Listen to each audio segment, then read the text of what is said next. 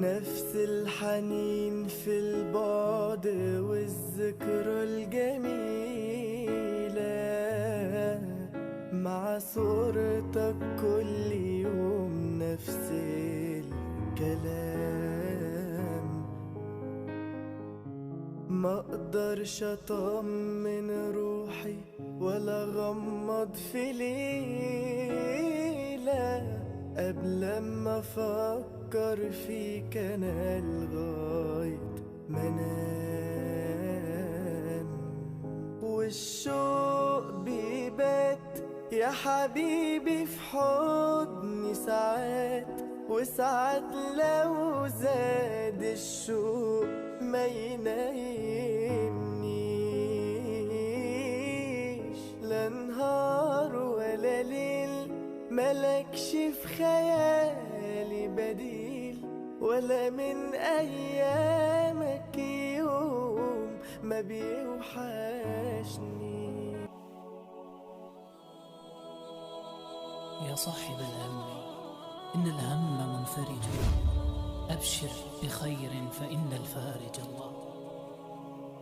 يا صاحب الهم إن الهم منفرج، أبشر بخير فإن الفارج الله. Assalamualaikum warahmatullahi wabarakatuh. Sahabat SMK TV yang berbahagia, alhamdulillah pada kesempatan kali ini saya bisa ngevlog di salah satu tempat, yang mana tempat ini salah satu tempat makam daripada salah seorang ulama yang terkemuka di daerah Garut, yang mana di tempat inilah lahir berbagai ulama yang ada di Kabupaten Garut, tepatnya di Kampung Rancakalong. Dan inilah Syekh Hasan Nuryai yang tepat di belakang saya. Makamnya berada di tengah persawahan yang indah ini. Kita bisa saksikan bagaimana indahnya alam ini, khususnya yang ada di persawahan. Kita bisa saksikan betapa hijau, betapa asri di tengah-tengah perkampungan yang kayaknya mustahil ada sebuah makam ya, tapi subhanallah, qadarullah, ternyata di sekeliling persawahan ini yang kita bisa saksikan indahnya yang luar biasa. Air mengalir dengan begitu indahnya, terus area persawahan yang sedemikian suburnya, tapi ternyata kita bisa saksikan, nah itu yang bangunan kecil itu adalah makam daripada Syekh Hasan Nuryai. Insya Allah kita bareng-bareng untuk review ya. Tapi sebelum mereview makam daripada Syekh Hasan Nuryai, alangkah baiknya dukung channel saya dengan cara subscribe, like, and share sebanyak-banyaknya. Oh ya sahabat, berbicara tentang Syekh Hasan Nuryai, menurut sejarah Limbangan bahwa pada awal abad 16, daerah Godog, tepatnya di Suci, adalah pusat daripada penyebaran agama Islam untuk wilayah Tatar Garut dan sekitarnya.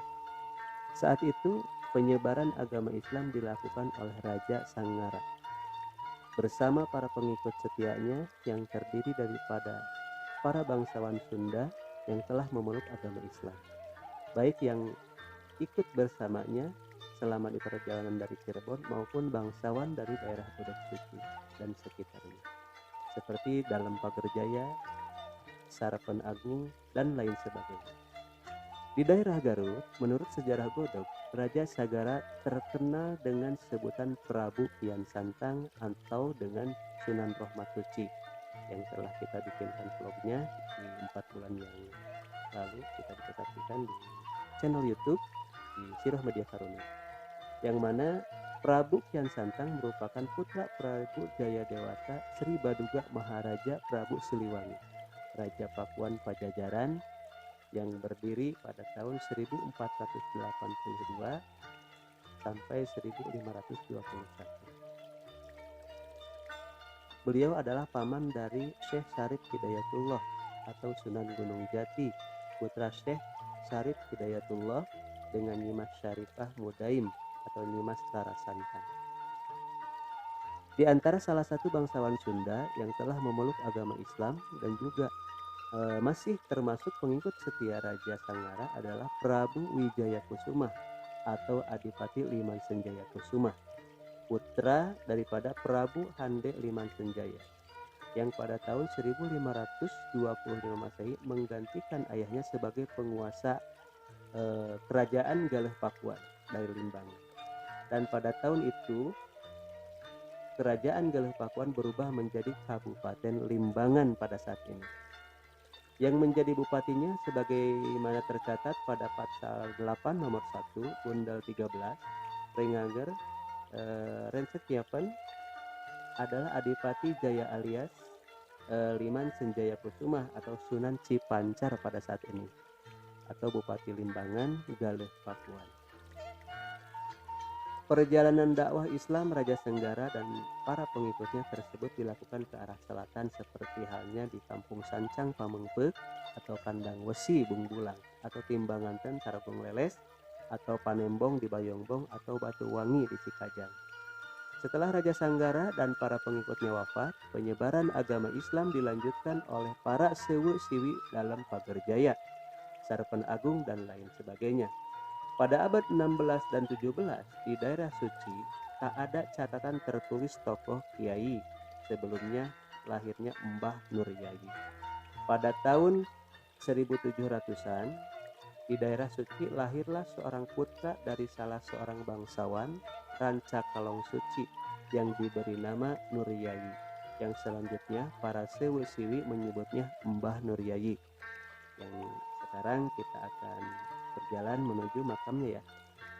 Menurut catatan Kiai Haji Abdul Halim putra Kiai Haji Abdul Mukilam bahwa Mbah Nur Yayi adalah putra dalam Puspa Dirana, salah seorang bangsawan dari keluarga besar dalam Pagerjaya Godopus. Ketika usia masih muda, Mbah Nur Yayi pergi belajar dan berguru agama Islam kepada ulama, kiai, dan pada saat itu beliau berguru kepada Syekh Abdul Muhyi yang berasal dari Pamijahan, salah seorang waliullah dari Tasikmalaya.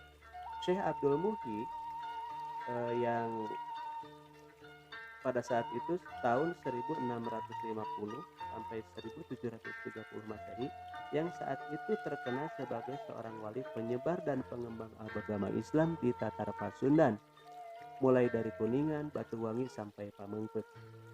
Dan selanjutnya tahun 1689 sampai 1730 beliau tinggal dan menetap di kampung Saparwadi, Pamijahan, Tasikmalaya. Menurut riwayat, di samping sebagai murid Syekh Abdul Muhyi, Mbah Nur Yayi juga berguru kepada Kiai Raden Jafar Sidik atau terkenal dengan sebutan Syekh Wali Jafar Sidik yang berada di Cibiuk, Kabupaten Limbangan saat ini. Sumber lain meriwayatkan bahwa beliau pernah menuntut ilmu keislaman di Cirebon, Sunan Ampel Surabaya, Ambon, dan Ternate Maluku.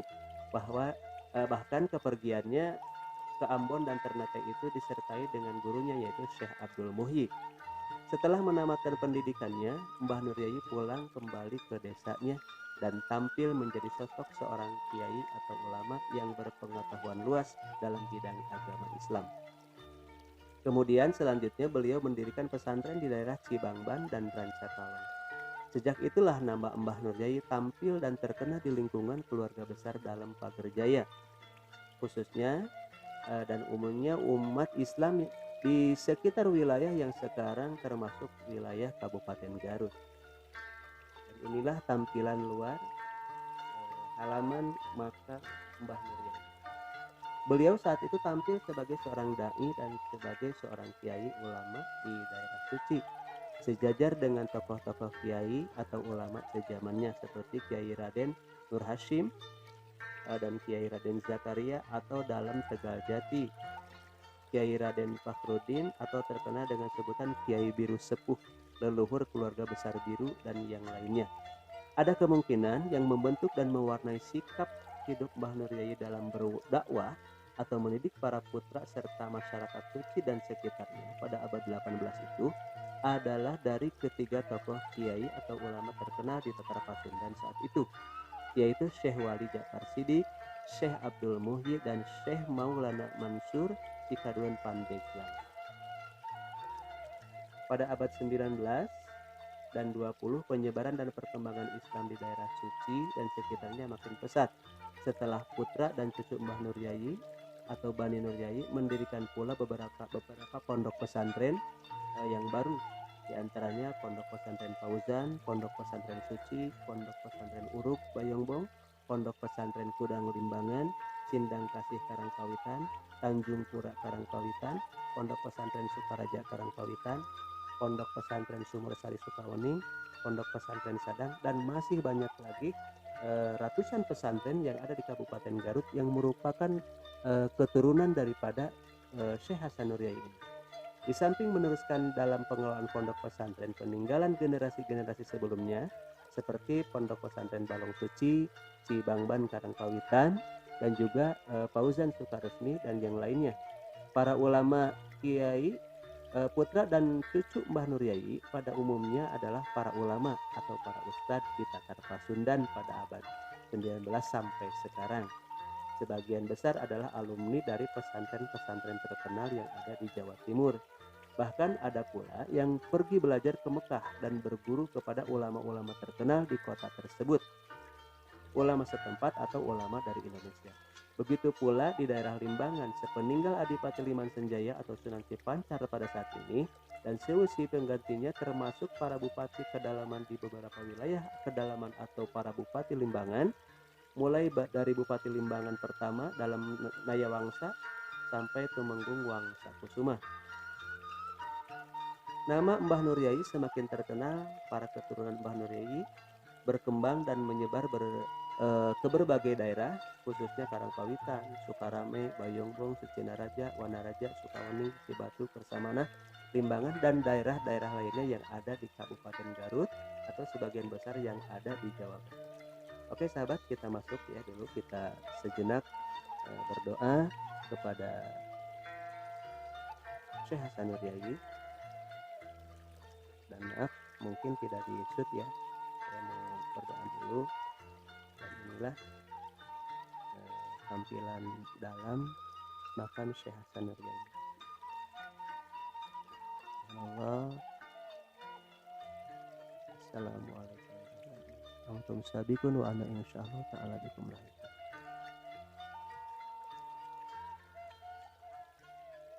Subhanallah. Alhamdulillah.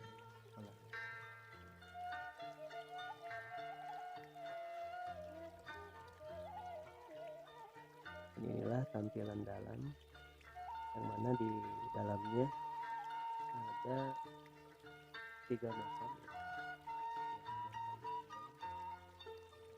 ya.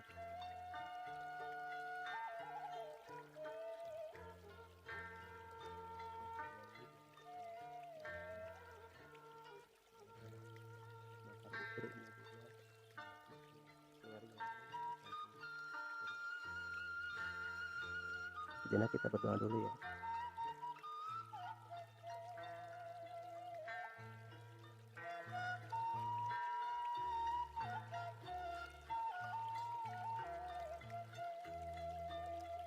Kita para sewusinya yang tergabung dalam keluarga besar Bani Nur Yai akan selalu mengenang jasa-jasa Mbah Nur Yai dan juga semua para sepuh, putra, cucu, sewusinya yang telah lengkap meninggalkan segala. Mudah-mudahan kita semua bisa melanjutkan jejak kesolihan beliau semasa berdakwah. Dan mudah-mudahan kita semuanya mendapat barokah daripada kesolihan beliau yang telah berjuang keras menyebarkan, berdakwah, mendakwahkan Islam di Tatar Pasundan ini, khususnya yang ada di Kabupaten Garut. Dan inilah tampilan luar pemakaman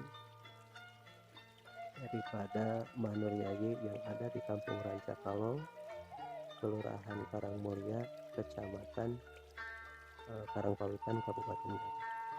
Ya sahabat, mungkin segitu dulu yang bisa saya explore kali ini seputar makam Syekh Hasanul Yai. Selamat berjumpa di vlog saya selanjutnya. Wassalamualaikum warahmatullahi wabarakatuh. Jangan lupa jika bermanfaat, subscribe, like, and share sebanyak-banyaknya.